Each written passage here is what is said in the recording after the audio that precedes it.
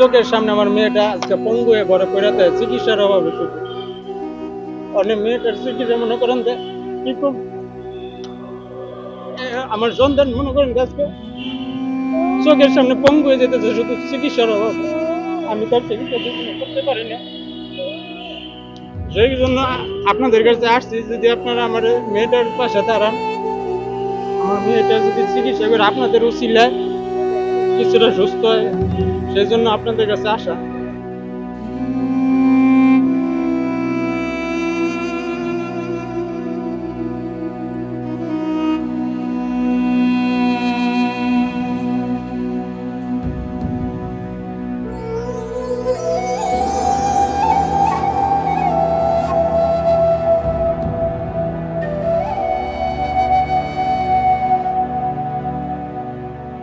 ভাইয়া, আমাদের সমস্যা, আমার মেয়েটা অসুস্থ।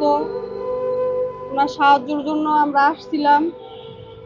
আমার মেয়েটা হাঁটতে পারে না, কথা বলতে পারে না। চিকিৎসার অভাবে আমার মেয়েটা আস্তে আস্তে আরো অনেকটা অসুস্থ হয়ে যেতেছে। আমরা চাচ্ছি সাহায্য, যাতে আমার মেয়েটার চিকিৎসা করতে পারি। আমার মেয়েটা আস্তে আস্তে বড় হয়ে যেতেছে, ওর বয়স এখন 9 বছর চলতেছে। আর আর 1-2 বছর গেলে ডাক্তাররা বলছে ওরা চিকিৎসা করা যাবে না। এখন চিকিৎসা করলে ওর ভালো হওয়ার সম্ভাবনা বেশি।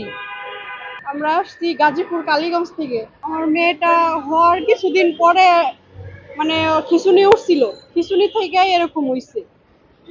এখন হ্যাঁ, অতিরিক্ত জ্বর ছিল, জ্বরের থেকে খিঁচুনি উঠার পরে এরকম হয়েছে। এখন ডাক্তাররা বলতেছে ওরা যদি আমরা নিয়মিত চিকিৎসা করি আমার মেয়েটা সুস্থ হয়ে যাইব। এই জন্য আমি সাহায্যের জন্য আসছিলাম। আমার স্বামী গার্মেন্টসে চাকরি করে। আমার স্বামীর একটা ভাই, উনি ড্যাগটের কাজ করে, উনাদেরও ওরকম ভাবে অর্থ নাই, সমর্থ নাই। এই কারণে আমার মেয়েটারে মানে আর কি আমরা চিকিৎসা করতে পারতেছি না।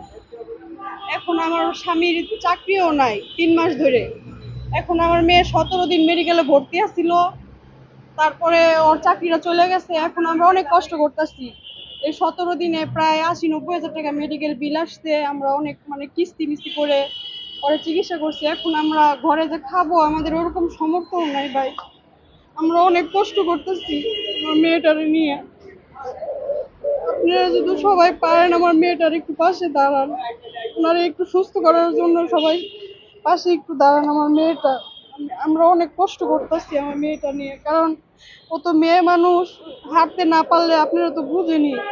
আমার মেয়েটা হাঁটতে পারে না, কথা বলতে পারে না, খাইতেও পারে না। তারা সব খাবার খাওয়াই দিতে হয়, তরল খাবার খাওয়াইতে হয়। তার ভাত খাইতে পারে না চাবায়।